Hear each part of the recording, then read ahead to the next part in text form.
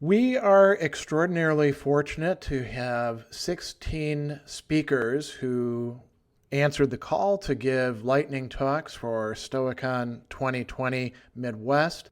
It's excellent that we have so many people who are willing to give lightning talks, and all of these are pre-recorded, so I have lined them up one after another. It also produces a few challenges as far as staying on track and on time. So what I've decided to do is, instead of giving individual introductions to each speaker before they talk, I'm just going to say I'm so happy to have all of them here, and we are going to prepare a document that'll have bios and links where you can find each of these speakers if you're interested. And we'll be sending that out to you in the next few days or so. I don't want to say anything more because I don't want to take up any more time. Just sit back, relax, and enjoy learning about Stoicism and all sorts of interesting experiences and features and insights from our great lineup of Lightning Talk speakers.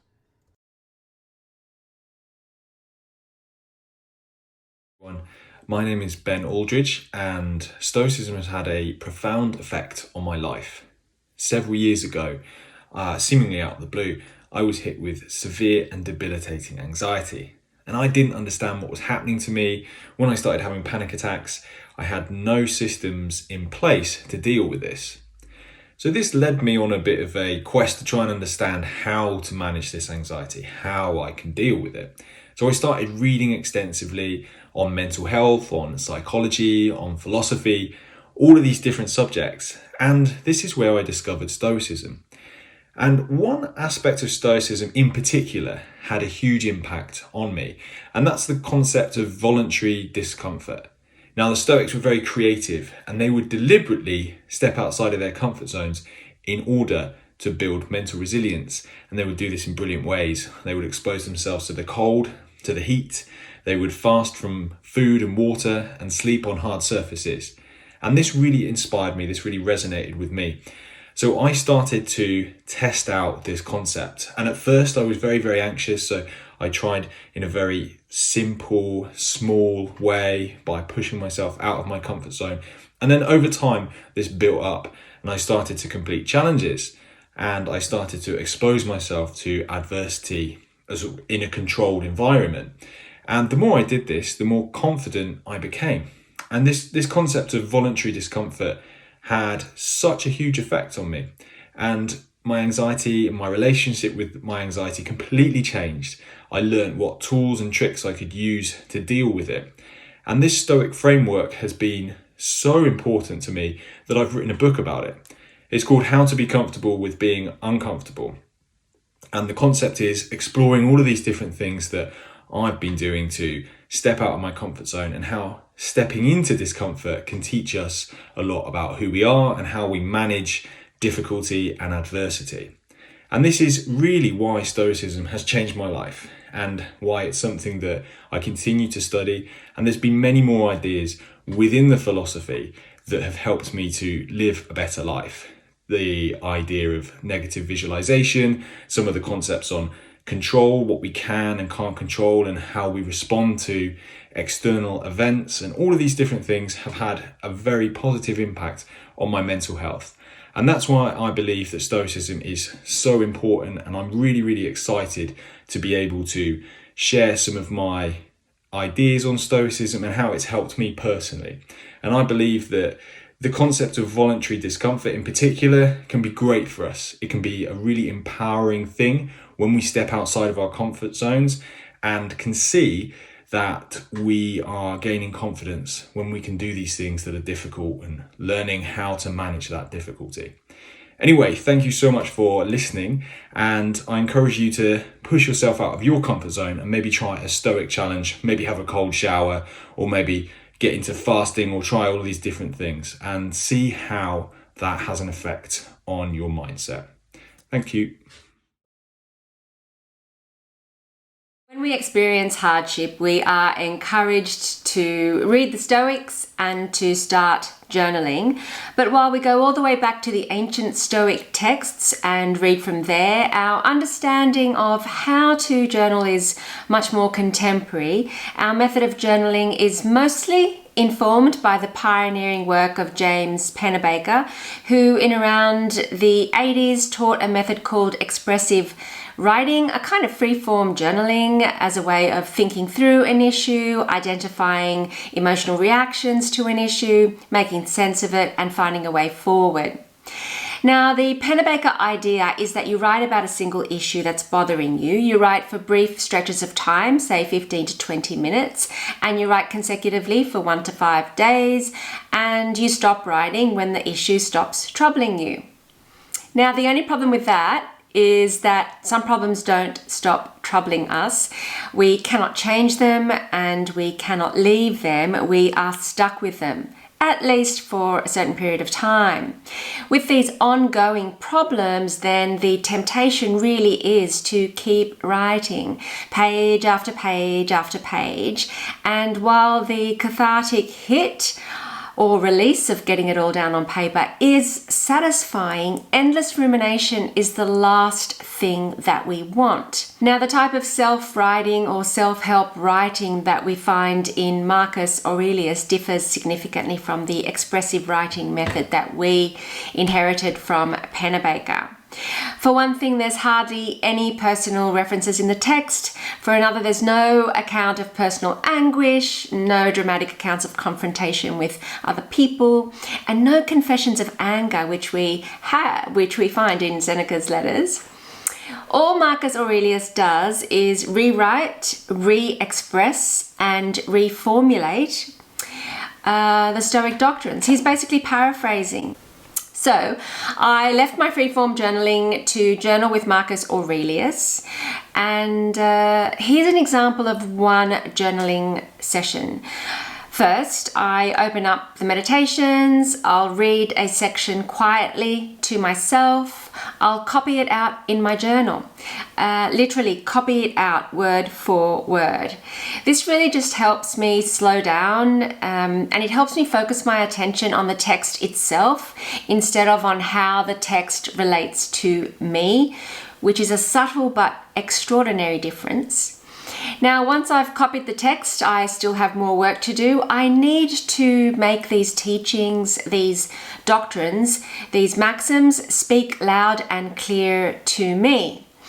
Pierre Hadot talks about rhetorical amplification, and this just means how to make words and meanings sound more amplified to your own personal ear, which enhances your own comprehension and memorization of a text. So back to Marcus Aurelius, I look at words and rhetoric. I do some summarizing, I do some rewriting and reformulating or paraphrasing of the text. Now, if I'm able to come up with a spectacularly good re-expression, I'll transfer it either to some wall art or to my own pocket handbook. I've created a little pocket-sized handbook, my own Enchiridion, my own handbook for life, which is precisely what Epictetus instructed his own students to do. Now, journaling with Marcus Aurelius in this way helped me formulate rules for life and not just solutions for specific problems. I've been able to engage much more intensely with the Stoic teachings, and I've also been able to memorize more of the teachings, which means that when I head back out into the world, I'm actually equipped with a Stoic toolbox which I can use.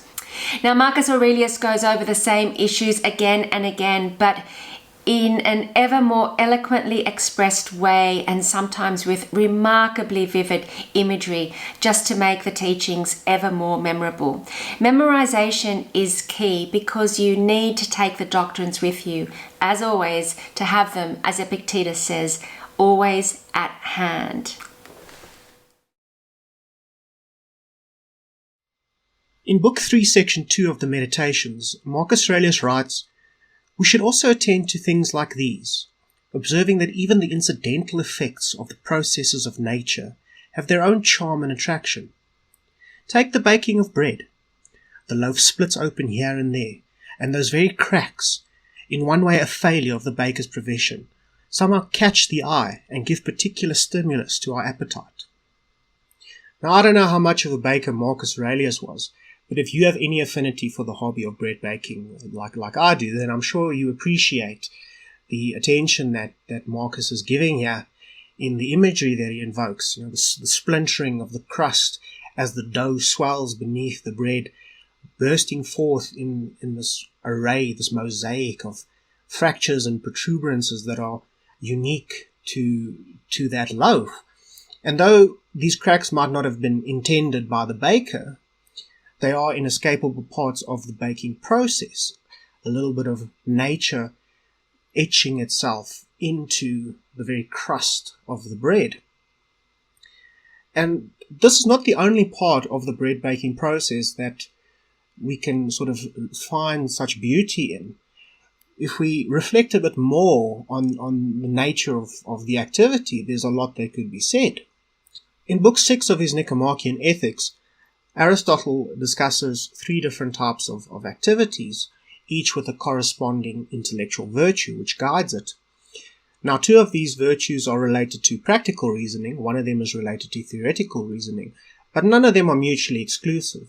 Instead, they all come together in unique ways which sort of informs the unfolding of any given activity and can lend some understanding, in our case, to this mystical art of dough punching. First of all, we have poiesis, making, which is an act of production guided by the intellectual virtue of techne, art or craftspersonship. This is the knowledge and the skill of the baker, who knows the correct methodology to kneading, who knows the ratio of flour to water, and also knows when to take the bun out of the oven so that it doesn't get burnt. At the opposite end of the spectrum, we have from this more practical orientation, we have theoria, or contemplation, which is an act of meditation guided by Sophia, the pure rationality of theoretical wisdom. And this is the knowledge Marcus shares in his meditation, in a philosophical exercise or ascesis that Pierre Hadot would have spoken about in terms of the concentration of the eye, bracketing all peripheral considerations to focus on the detail of the present moment, on the cracks of the bread and how they manifest the reason of nature. As a type of ascesis or philosophical exercise, what Aurelius is discussing would implicitly have some sort of ethical significance. So what does this have to teach us about moral virtue? Well, firstly, patience. Baking bread is not immediate gratification. And this also reveals something about our relationship to food, not only to bread, but food in general, and what and how we eat. If we could be more attentive to that relationship, practicing what we could call mindful eating, it could only serve to foster temperance. Bread baking, then, can also be considered a praxis and is tied up with the practical wisdom of prudence. So my challenge to you, then, is not to undertake the practice of bread baking, because this only represents one form of philosophical exercises amongst many. And what I would rather encourage you to do is reflect on the activities that make up any given day or week in your life. Consider how you could better understand the nature and nuances of those chores, and how we could elevate those beyond being mundane errands to opportunities for contemplation and personal affirmation. So thank you for including me in these presentations. I hope everyone has been having a great Stoic week. Take care and happy practice. Howdy, my name is Steve Karafit. I am a biology lecturer at the University of Central Arkansas, and I have been podcasting on Stoicism for almost 4 years. The purpose of this talk, Podcasting as a Stoic Practice, is to encourage you to consider podcasting as a means to learn about this philosophy, but also to practice the virtues. embodied by this philosophy. Stoicism needs your voice. We are working on a cosmopolis, a worldwide Stoic family. And if a lot of our representatives are silent, we won't hear from you. So no matter who you are, you have some unique perspective. Your voice can be shared, and I encourage you to consider podcasting as a way of sharing that voice. One of the virtues we can cultivate by podcasting is wisdom. And my recommendation is to approach it like Socrates. Understand that you don't know anything. Don't come at it as if you're a guru on a hill and everyone's coming to you to learn from the master. You are just another individual learning along with them. And if you frame it that way, people will come along for the ride. It's impossible to begin to learn that which you think you know already. And at the same time, teaching is a very powerful tool because it helps you to learn. Seneca knew this 2,000 years ago. Research in pedagogy now shows the same thing. So what I like to do when I have a difficult topic is figure out how I would explain it to a child, figure out how I would explain it to an adult, and then imagine how a Stoic who has been practicing for 200 or 300 years might explain it to me. And then I put that all together and try to then explain it to my audience. Podcasting is your chance to practice the virtue of justice. It's your chance to share your unique interest, your unique viewpoint with the world, but it's important to do so in an honest way. Be honest with your listeners. Telling them what you don't know is a strength because they will see themselves in you. And one thing that's very humbling about podcasting is you may well affect the lives of others. Folks who are looking for Stoicism as a guide to help them live a better life, and you will be one of their guides. Even though you are in the bed next to them in the hospital, as Seneca might say, giving them the advice you've been given, they will see you as someone who has influenced them. It's your chance to practice this virtue. We are all made for one another, and we can teach them or we can bear with them. I like to teach. I think you could teach them as well. Temperance is something you might want to have on hand as a Stoic podcaster as well. Why? Because you're going to have to keep to a schedule. Don't just say, I will podcast a couple times a month. Set a schedule. Know what it is ahead of time and stick to it.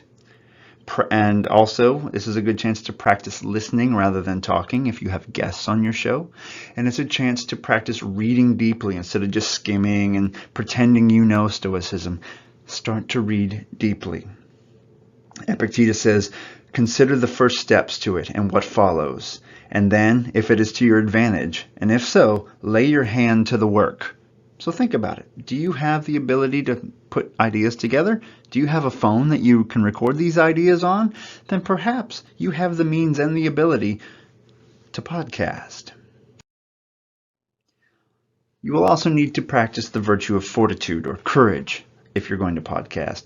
You're likely to get feedback. Some of it will be flattering you, so you'll have to think about how to deal with that. But also, there will be critical feedback. You can learn from it, grow from it. You can learn what to ignore as well. And a big one, there will be technical issues. You're going to have a famous guest on and their microphone won't work or your recorder won't work, but you can deal with it. You can practice the virtues and get through it. If you want to consider podcasting, I highly recommend Anchor.fm or the program Audacity. But if you have any questions on getting started, email me, sundaystoic@gmail.com. And seize the day. Carpe diem.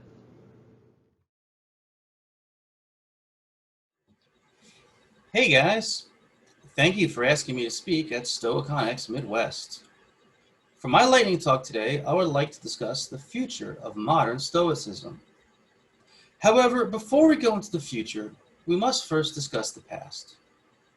Zeno founded the first school of Stoicism. The school continued after several generations and had multiple leaders. Eventually, more Stoic schools opened up throughout the known world. In time, though, with the growth of the church, philosophy fell out of favor. So let's move to modern times. Having been linked with cognitive behavioral therapy, modern Stoicism has also gained a rather large following in its own right. The modern Stoicism movement has been very therapeutic for many people. As the years go by, more and more Stoic groups are being formed. Currently listed on the Stoic Fellowship website are over 90 individual Stoic groups around the world, although much of the world is still not covered. Each year, more and more Stoicon-X events have been made available to the public, and now, being able to utilize the virtual environment, we can reach a global audience.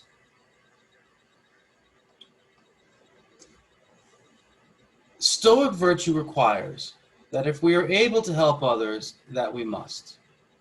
My dream for the future is this. For those who do not belong to a Stoic group, join one. Or if there are no groups in your area, be courageous and create one. The sharing of knowledge is the best way to achieve wisdom. We are all students on the path to virtue. Let us help each other become teachers of the next generation. Let us work together to create a cosmopolitan society. Let us bring back the concept of the Stoic school. We have taken the first steps. Let us now go just a little bit further. Thank you.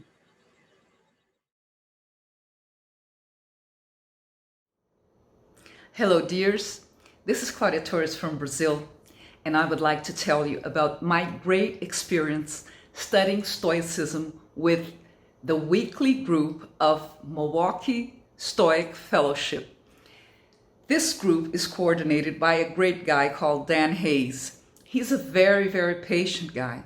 When I began studying with them, my English was terrible, so terrible that I forgot many words in the sentence I was talking, And he was very, very patient with me. And this was something that really touched me because we don't see that usually, right?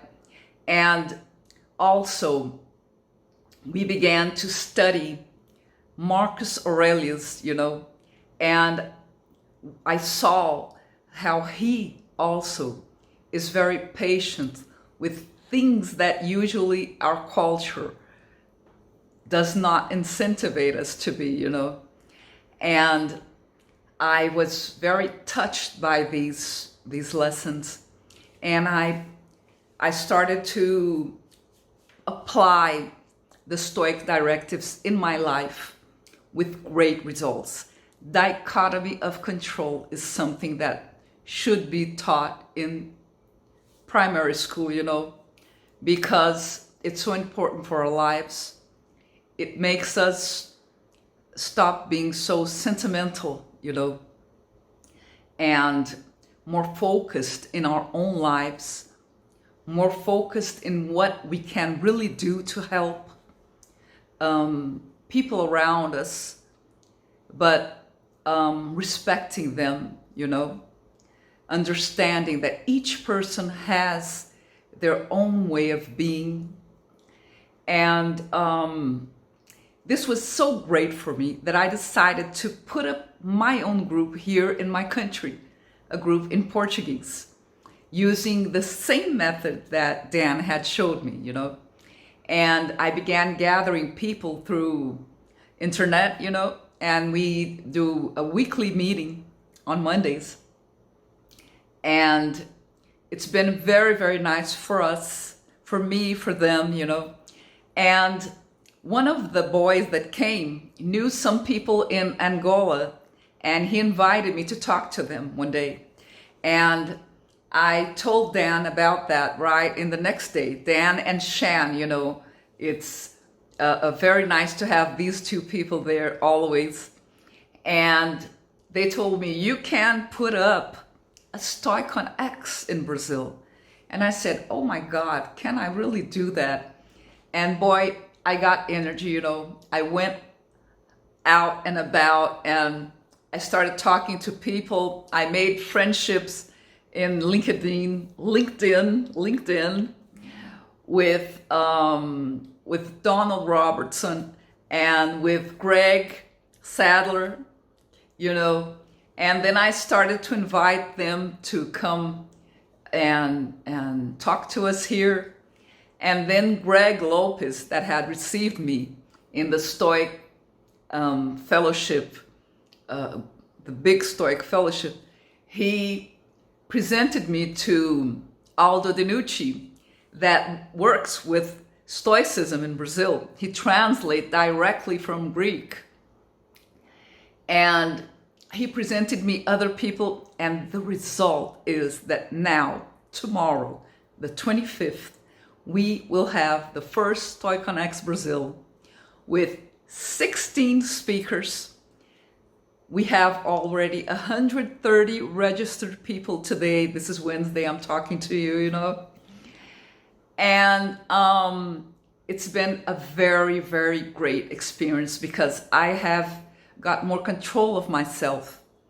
My depression, I have had a problem with anxiety and depression in the last 4 years, and I'm getting to control myself better.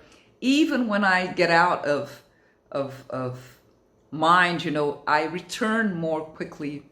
And plus I have made many friends, like good-hearted people.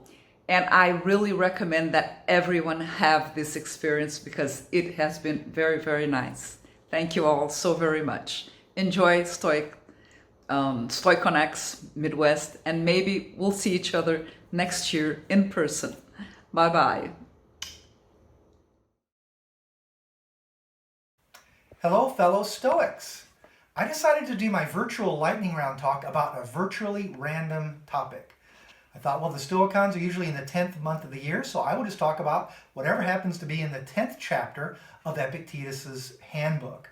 So I picked up and perused a few English translations, and it basically says something like this.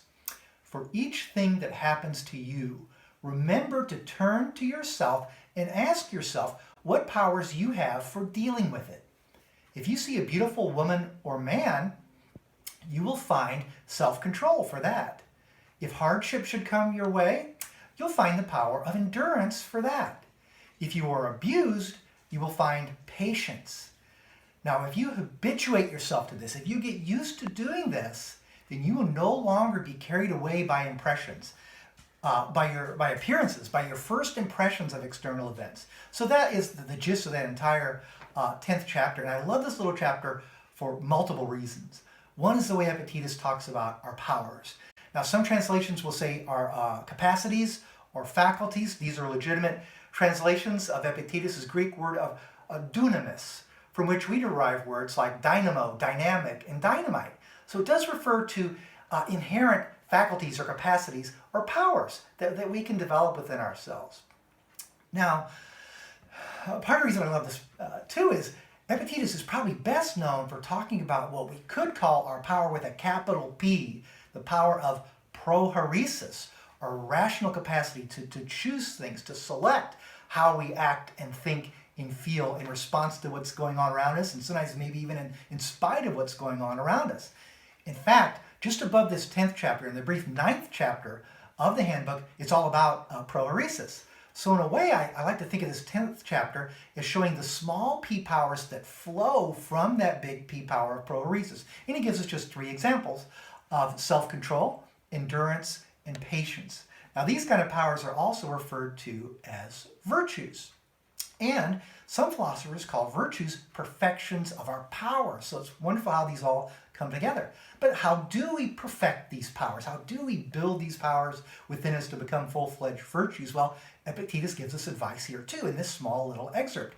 He says if you get used to doing this, or in some translations, if you habituate yourself to doing this, then you won't be carried away by your impressions. Well, virtues are also referred to as habits. You know, virtues are good habits in the way that vices are bad habits. So Epictetus is telling us to build up these powers, we have to remember that we have them and call them forth in relevant situations. So a lot of wonderful little insights there. Now, if I can end on a personal note, when my oldest son was little, I used to love to sit and watch the old He-Man cartoons with him. And in virtually every episode, during a time of crisis, Prince Adam holds his sword aloft in the air, says, by the power of Grayskull, it's struck by all this lightning, you know, most appropriate for a lightning round. Then Adam says, I have the power, as he's transformed into this Herculean He-Man. So I like to think that in a sense, Epictetus is telling us that we have the power, not by Grayskull, but powers within our own, every one of our own skulls. Now, not the power necessarily to become a He-Man or a She-Ra, but the powers to deal with all the kinds of temptations and frustrations we deal with in the course of our daily lives, or even in the course of a pandemic. So I'll just end by noting, I hope every one of us will remember, especially during trying times, that Epictetus has told each and every one of us, you have the power. Thank you. Hi everyone, it's great to be here with you during this season of Stoicism. I wanted to share an idea with you that's really helped me in my Stoic journey as I try to become a more excellent person, and I hope it helps you as well. It's the idea that we all have the seeds of virtue within us. The ancient Stoics were big believers in human nature. They say that we are rational or social, we have everything in us to become excellent, virtuous people. And I think this idea is very valuable because we can think about kind of watering the seeds of virtue and nurturing what's already inside us, rather than rooting out what's already there and trying to replace it with something else. We can think in terms of nurturing what we have. So there are two ways that we can really develop this. One is giving ourselves the right environment, just like you would a plant, and another is by withdrawing or drawing up what we already have. So the first one, our environment, think about the influences that you have around you. We live in a very complex world. We all have a lot of information, a lot of different influences coming at us all the time. So try to reduce the negative ones as much as you can. You're never going to be able to reduce everything unless you completely withdraw from the world. But as Stoics, that's not what we want to do. We want to stay engaged. But as you're consuming social media or traditional media, think about those messages that are coming at you. You might want to start noticing how many of them are actually really negative, and try to either set your filter and filter out the really negative ones or the ones that are not reliable, or just kind of reduce your consumption. You can't get rid of it altogether, but reduce as much as you can. Maybe once or twice a day you check the news, something like that, instead of having a steady stream of negative commentary coming at you all the time. At the same time, you want to replace that as much as you can with positive influences. So looking to classical literature or fiction, nonfiction, whatever sources help guide your mind towards something more positive, towards becoming an excellent person. Of course, Stoic podcasts and Stoic material, Stoic books, everything is really helpful. So try to feed your mind, just like if you were growing a garden. You want to weed out the negative things and feed your mind, good fertilizer. The other thing that we can do is think about what we already have. So like I said before, we don't want to root out what's there. We want to nurture what's there. The way you can do this is, for example, if you're working on anger management, you would say, okay, I'm not angry all the time. In this situation, maybe my boss said something to me, or I got cut off by another driver, and I was still okay. I didn't get angry. Think about how you can apply what you did in that situation to other situations. Give yourself credit. You're not an angry person every second of the day, are you? So draw that out into other situations. Be very deliberate about it, I would recommend. Maybe in your morning meditation, you identify a situation where you're prone to getting angry, and then you say, okay, in that situation, I'm going to keep my mind clear in a good place. And then you do it and check in with yourself in the evening. Or if you tend to buy too many things on Amazon, or you need to work harder at something, whatever your issue is, and we all have things that we need to improve at, be very deliberate about it. Think about a situation where you can do that thing. Maybe you were browsing Amazon one day and you didn't buy 5 books that you wanted. Think about how you can do that again and apply it to other situations. So again, we're watering the seeds that we already have within us instead of kind of cutting down everything and starting afresh. So this idea has really helped me on my Stoic journey, and I hope it helps you as well. Thank you so much. Take care. Hello, my name is Mick Mulroy, and I was recently given the privilege of doing a paper and a podcast for modern Stoicism. The paper was predominantly about the need to start teaching ethics and morality in our schools again. It is a topic that is just as important as science or history or any other. And it is at the core of our society. Whether we trust one another has a lot to do with whether we are individually ethical. I started learning about Stoicism as a young man when my father decided to teach ethics, not from a religious doctrine, but from Greek philosophy. And he focused primarily on Plato's Republic and Socrates, which I know is not necessarily Stoic, but I believe Socrates is at the core of Stoicism, as you can see clearly illustrated in the story of Zeno and his shipwreck. And then, as a young man, I joined the U.S. Marine Corps, and I served with the Marine Corps for a career. I also served with the Central Intelligence Agency as a career, and eventually ended up as a senior policymaker in our Department of Defense. All of those told me that the core principles, as I see them, of Stoicism should be prevalent in our government, the U.S. government, and every government for that matter. Justice, courage, temperance, and most importantly, wisdom. Science deniers should not be a part of our government.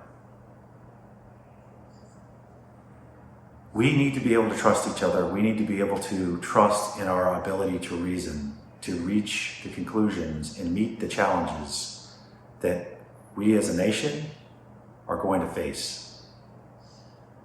And the world's going to face, be it climate change, be it a constant struggle for limited resources and overpopulation. All of these are coming.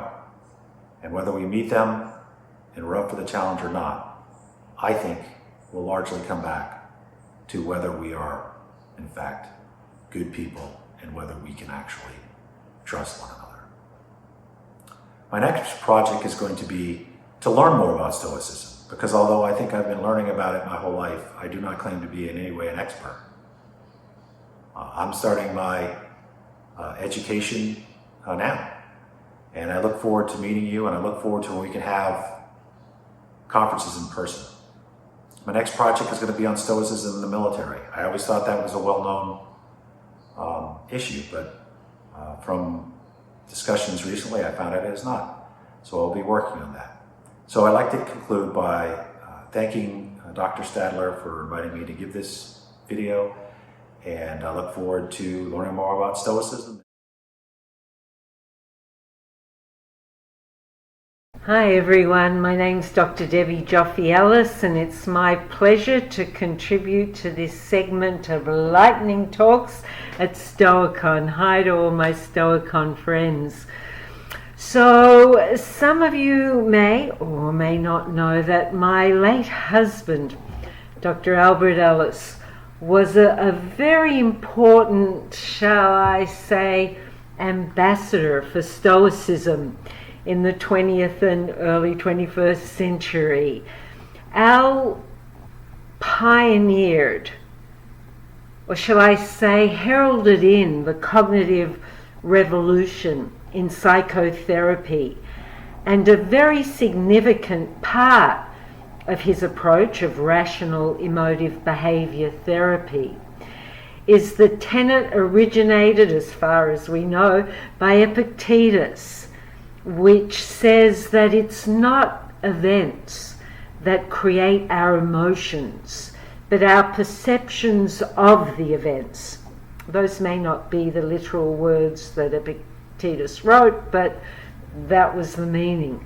And Al would acknowledge Epictetus and Marcus Aurelius and other great Stoic thinkers and writers, and that energy is very much part of REBT, Rational Emotive Behavior Therapy. Al loved to read, and he loved Stoicism, and I pulled out this book, this precious book. I love books, and I love this one so much. Discourses and Enchiridion of Epictetus. And Al read this repetitively at various times. Look at it, I'm very careful with it. It was published in 1899. And the way Al read books was, I'm just opening here at a random page, to underline points that he liked. If he really liked them, he would do a check mark. If he didn't, I'm looking, I can't find one here, but he would do a cross. And if he wasn't sure or still reflecting, he would write question marks there. And earlier, before I started recording, I just opened to this random page, World Wildlife. That's my bookmark. This isn't from 1890 or 1899. Anyway, and just again enjoyed seeing evidence of how he thought about things, really questioned. And one of the things he underlined and clearly agreed with was regulate your will, throw away your wrong principles. And that is so much part of the philosophy of our psychotherapeutic approach, where we teach the importance of thinking in rational ways, particularly when challenging and or brutal things happen, so that we can cope more effectively. You know, Al and I taught, I continue to teach, that when we think in rational ways, we create healthy emotions. When we think in irrational ways, we create unhealthy, debilitating emotions. And we have a choice. We have a choice once we're aware that we have a choice. So anyway, that's my little bit for this lightning talk. I hope it interests you. Here's my handsome Al again. And I wish all of you that you keep safe and think in healthy ways. Choose to keep things in perspective, and every day to focus on what we still can be grateful for, despite and including difficulties around us and in our lives. So, wishing you all the best. Bye for now. Hello, my name is Caleb. I am a programmer, philosopher, and founder of Stoa, a Stoic meditation app. You can find it on the Play Store or the App Store. It has a library of Stoic meditations and conversations with people like Massimo Pigliucci, Donald Robertson, and Greg Sadler.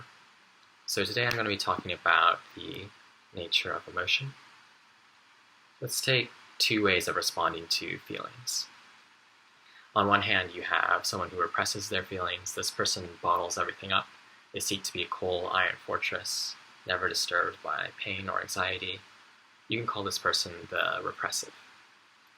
Then there's someone for whom every feeling determines their reality. If they feel sad, then the entire world is colored in their sadness. They have thoughts like, I am not loved, the world is unjust and unfair, nothing works. Yet, if they're happy, then the world is colored in a much brighter way. This person is at the mercy of their feelings. You can call this person the roller coaster. I believe these two persons, the repressive and the roller coaster, are making the same kind of mistake. They are confusing feelings and emotions. This idea is hinted at by Seneca on anger.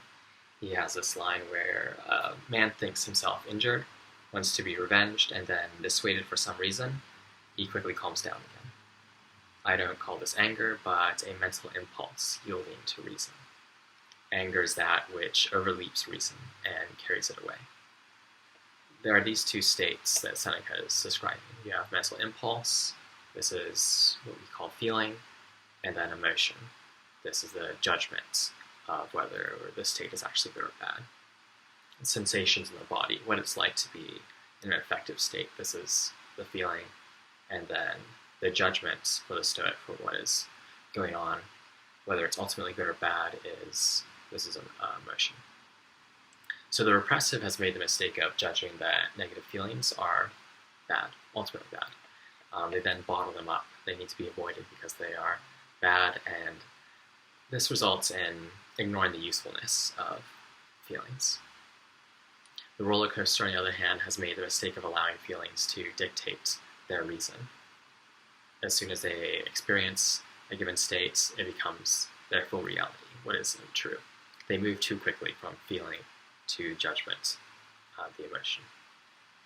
So Margaret Graeber in Stoicism and Emotion extends this idea. She has the following passage.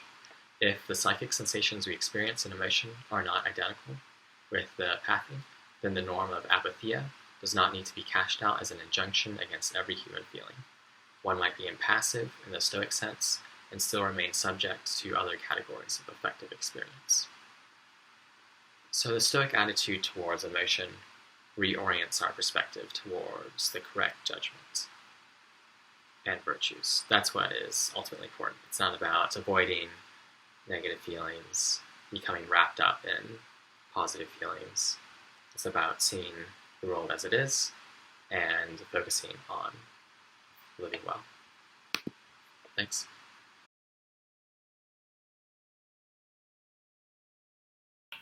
This happened.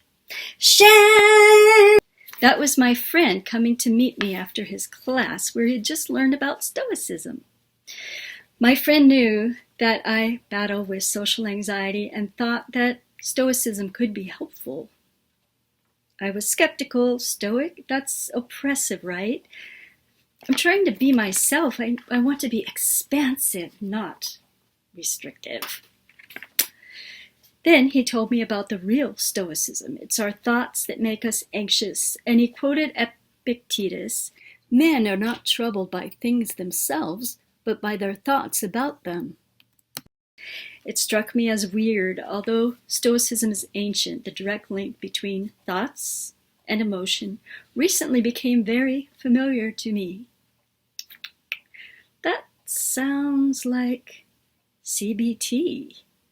I hate CBT. It doesn't work for me.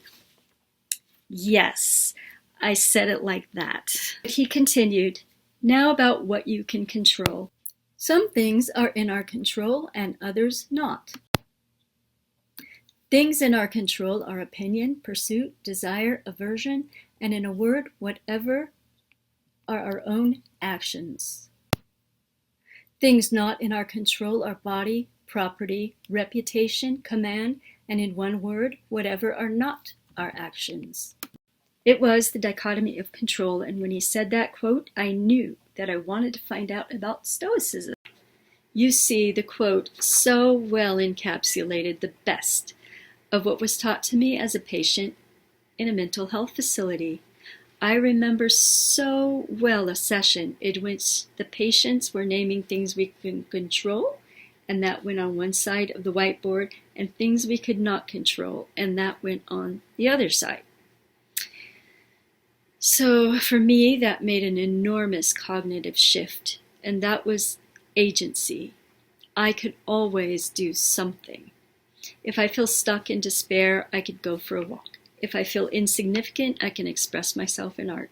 If I just don't have the will to get up out of bed, I could at least take a few deep breaths. Sometimes it's baby steps, but it's good to know that I can control what I do. During that session, I heard the word stinkin' thinkin'.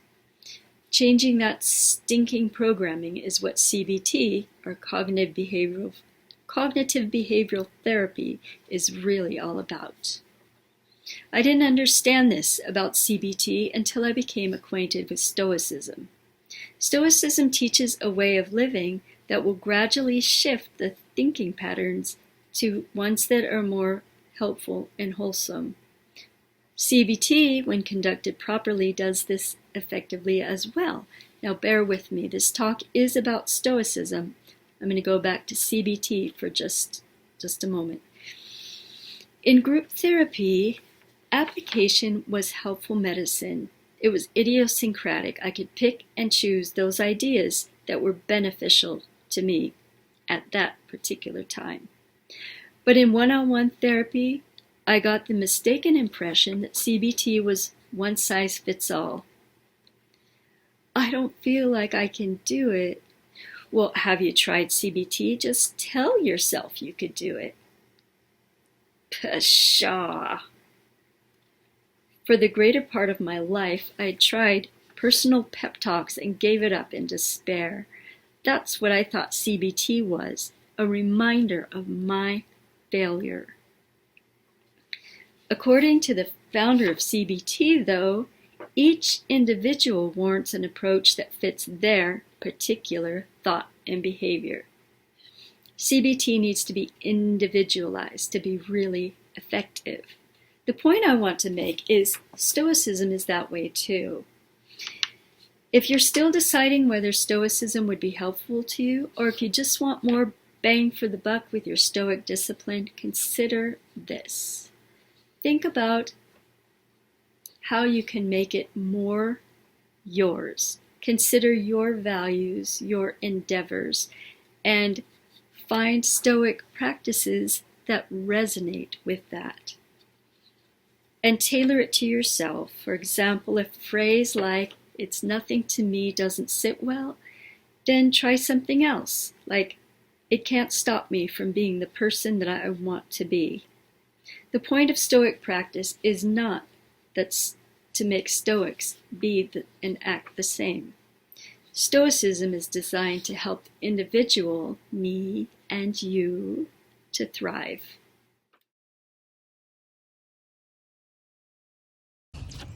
Hi, this is Dr. Mary Braun Bates, recording from the banks of the Pawtuckaway for Stoicon-X, the Midwestern version.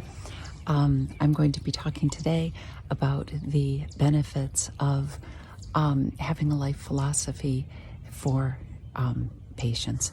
I've previously talked about my reluctance to talk with patients about this issue because I feel like I'm not an expert in philosophy.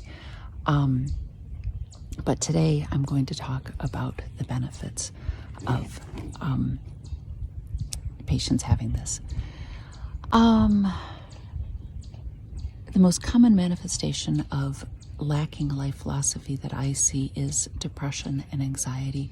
I see patients who have both depression and anxiety, as well as the common sequelae of depression and anxiety.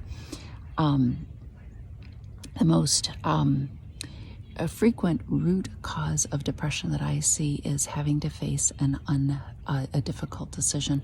All of the options are unpalatable. Often the patient will know which option feels right to them, but it will come along with accompaniments that they feel are unacceptable.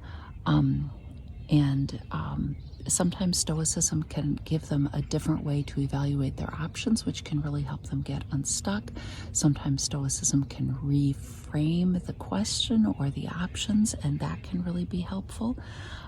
Stoicism is also really good at helping people find a way to deal with discomfort, and so Stoicism can often help people figure out how the unpalatable options can be a little bit more palatable. People who are depressed are more likely to die from their heart attacks, more likely to have out-of-control diabetes. Having depression makes it harder to control one's weight, which worsens one's joint pain and non-specific inflammation. Finding the motivation to exercise is difficult when you're depressed, and then people are more likely to become weaker, to fall, to have fractures, and poor balance, and also and also insomnia when they don't exercise. Another condition which a life philosophy helps with is anxiety. Excuse me. The internet is filled with articles about how Stoicism is helpful for anxiety. My clinic is filled with anxious people.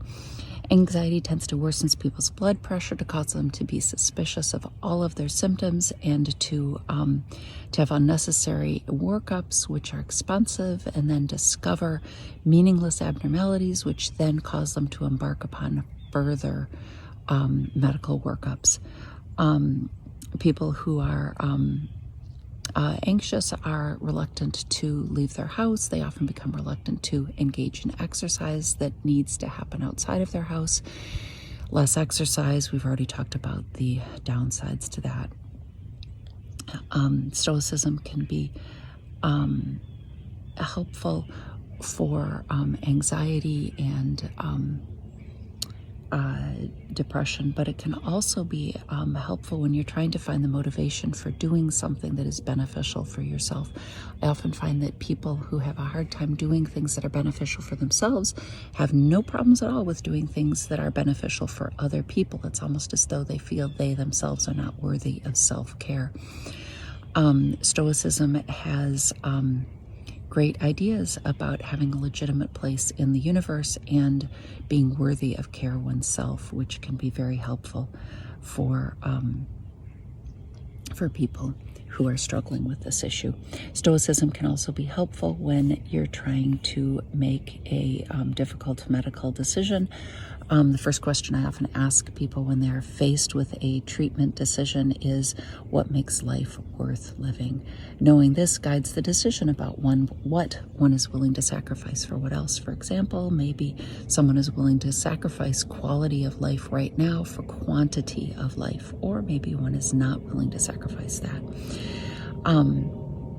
The older one gets, the more important the question of what makes life worth living becomes. When you get a bad diagnosis, it's not a good time to figure out what your life philosophy is. Having a life philosophy can also be helpful for making consistent responses to the world. If you aim at one goal one day and then another goal another day, you're unlikely to get either goal. For example, if you are aimed at maximizing the pleasure of your life at this moment, you might make decisions that make it harder for you to then care for the grandchildren later, which because you yourself might require medical care or personal care, and this thus one ends up with a situation where they're unlikely to get either. So having a life philosophy can be really helpful for making consistent decisions. This has been a brief overview of the manner in which I think having a life philosophy can be beneficial for patients. Sorry, I heard a squirrel. And Stoicism is a good philosophy to share with patients because it can be effective for depression and the decision paralysis which often underlies depression. It can be helpful with anxiety. It can provide people with motivation for taking care of themselves. Having a life philosophy helps people when they have to make difficult treatment decisions. I don't think that philosophy is going to replace SGLT2 inhibitors or SSRIs anytime in the near future. But I do think that having a philosophy and being able to discuss philosophy with patients and being comfortable suggesting to patients that they consider the importance of philosophy is a good trick to add to the doctor bag. I'm Dr. Mary Braun Bates. This is Stoicon-X, the Midwest version. Thank you.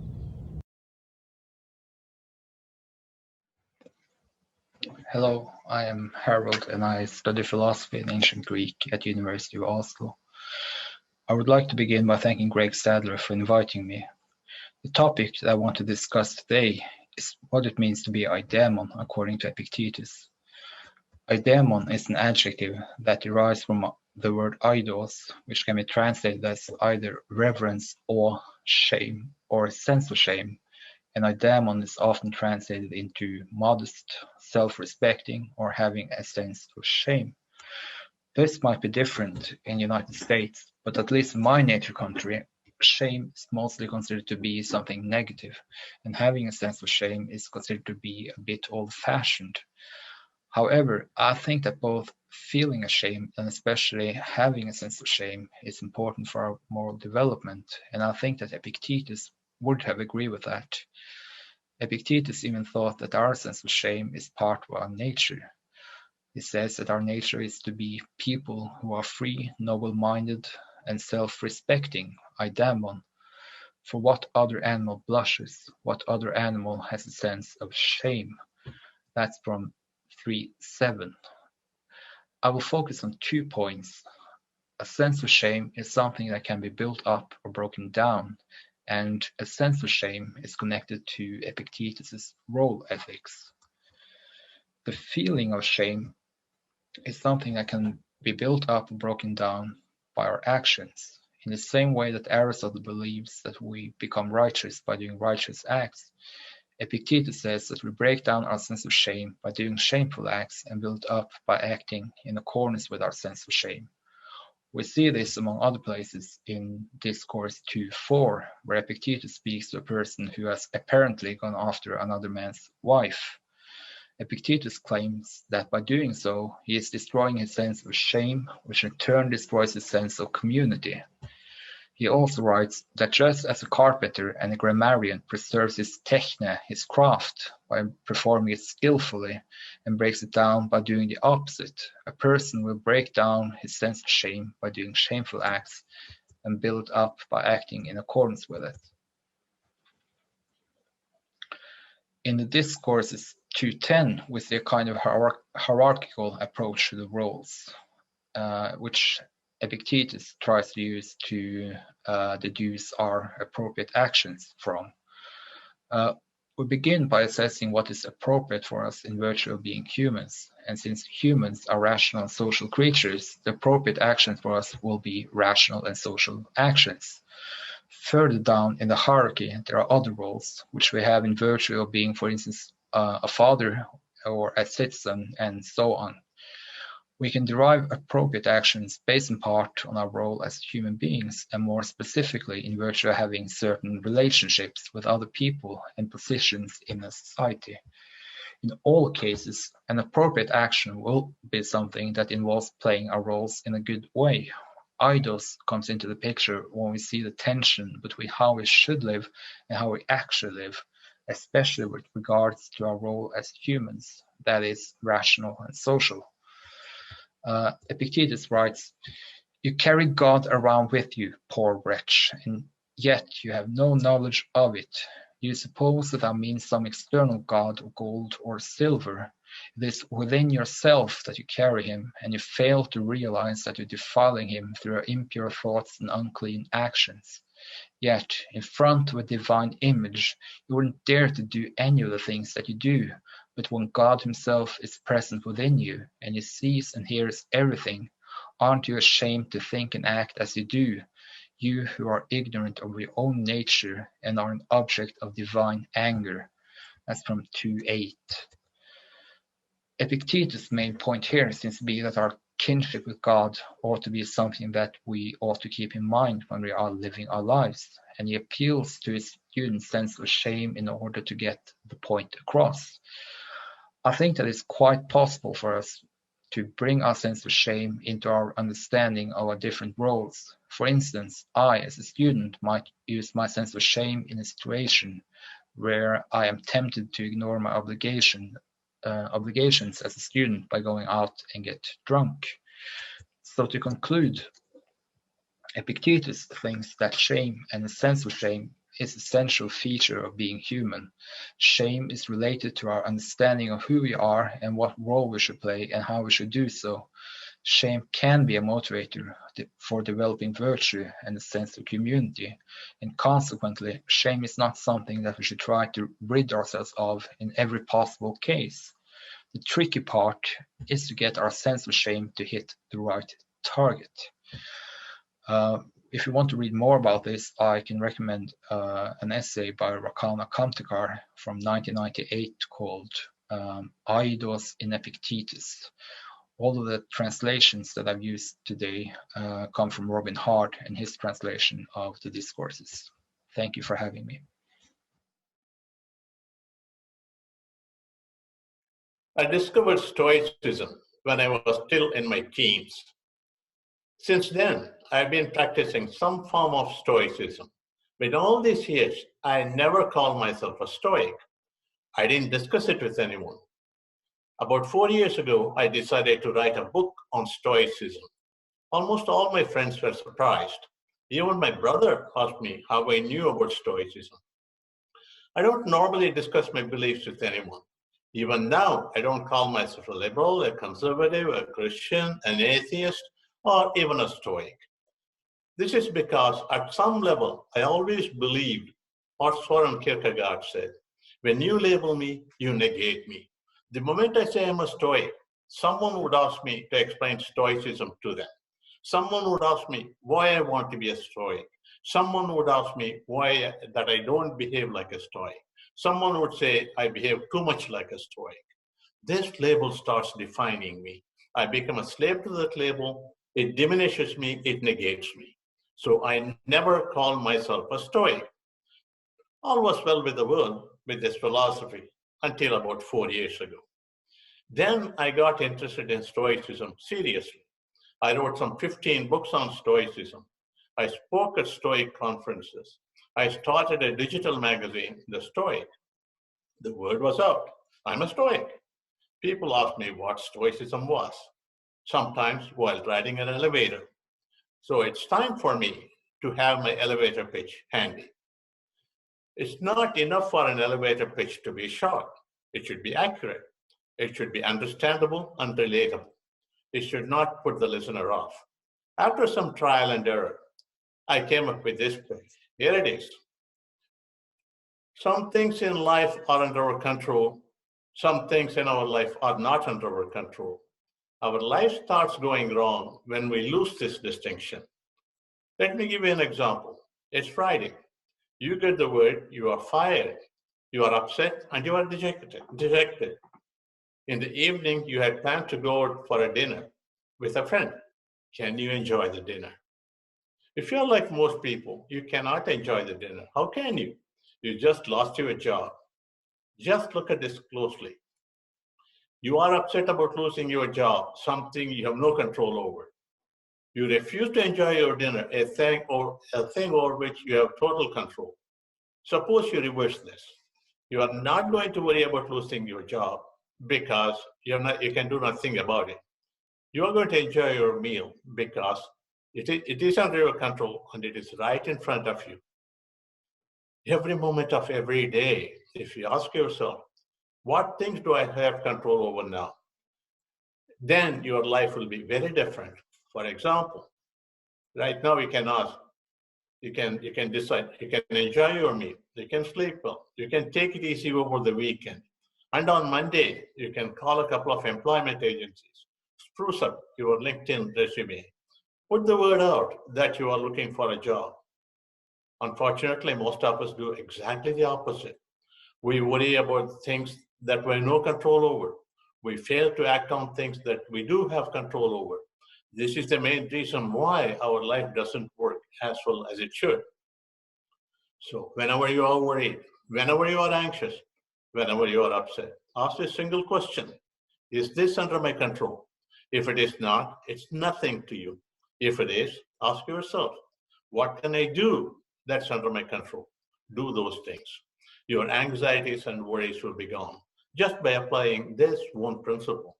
Most likely, this is my floors, so maybe I can get off the elevator. Oh, but I live on the 43rd floor of a hotel. Maybe this is not my floor yet. So I continue. Now our anxiety is gone, our worries are gone. Our life can become even better if we realize three more things. Number one, you need a lot less than you think to be happy and fulfilled. So moderate your desires. Number two, you have the resources to face whatever may happen in the future. Don't fear anything external. Number three, your happiness does not depend on what others have or do. So be just in all your dealings with others. Stoics consider these four principles, practical wisdom, moderation, courage, and justice, as four virtues. They taught us that all we need to lead the good life are these four principles. Oh, this is my floor. Nice talking to you. Bye. Hi, Marc Deshaies here from the New England Stoics. First, a big thank you to Greg Sadler, the Milwaukee Stoic Fellowship, for hosting Stoicon-X Midwest 2020. My topic today is Stoicism and meditation. I'd like to look at it by comparing and contrasting the two, seeing it from a historical perspective, and since it's Stoicism and it's a practical philosophy, let's practice. In what ways are they different? Meditation is Eastern, it's experiential, it's self-reflective and focused on meaning. Stoicism, on the other hand, is Western, rational, it engages in the world and is a materialistic point of view. Where are they the same? Well, both disciplines have attention at their core. The focus on impressions, both true and false, the present, awareness, and significantly, the breath, or pneuma in Greek. While they were heavily influential on the Stoics, they came several hundred years before Zeno. The Pythagoreans, they advocated both morning and evening reflection. They greeted the sun and thought about their place in the universe in the morning, walking in silence, and in the evening didn't let sleep pass their eyes until 3 times they'd gone over the events of the day, not only to reflect on the day, but also as a memory exercise. Zeno, the founder of Stoicism, focused on reason and a smooth current of life. Panaetius, the last Athenian scholar, or head of the Stoic school in Athens, said one needs a mind that is always ready and alert. So alertness, reason, these are very rational disciplines and pursuits. Epictetus in the later Stoa said, is there anything that could be made worse by attention or better by inattention? He was very much into focus and attention in Book 4 of his discourses. Marcus Aurelius, influenced heavily by Epictetus, said, do away with judgment, and the notion I've been harmed is done away with. Do away with that notion, and the harm itself is gone. In today's terms, we would call this metacognition or cognitive distancing. Here are 5 ideas for practicing Stoic-influenced meditation. Be like the Pythagoreans, and in the morning, reflect on the day ahead, and in the evening, think back on your day. You can do this with recordings or just by journaling or just by thinking about it each day, twice a day, preferably. Take a meditation break. Even if you set your timer for 5 minutes a day, take a break from work and practice tranquility. You'll come back refreshed. Take a walk, go outside, be alert like Panaetius, and experience your senses. During a conversation, pay very close attention like Epictetus would. And most of all, treat life as a meditation. Practice like Marcus would, non-judgment and acceptance. I'd like to end by having a 30-second practice of meditation, ending with a gong.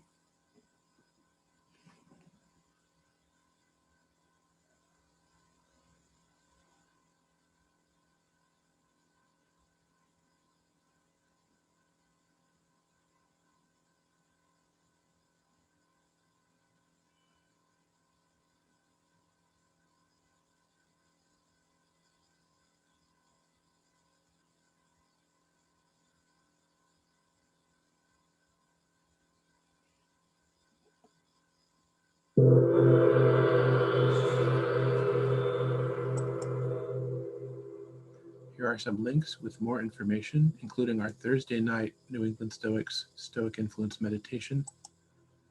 Thank you very much.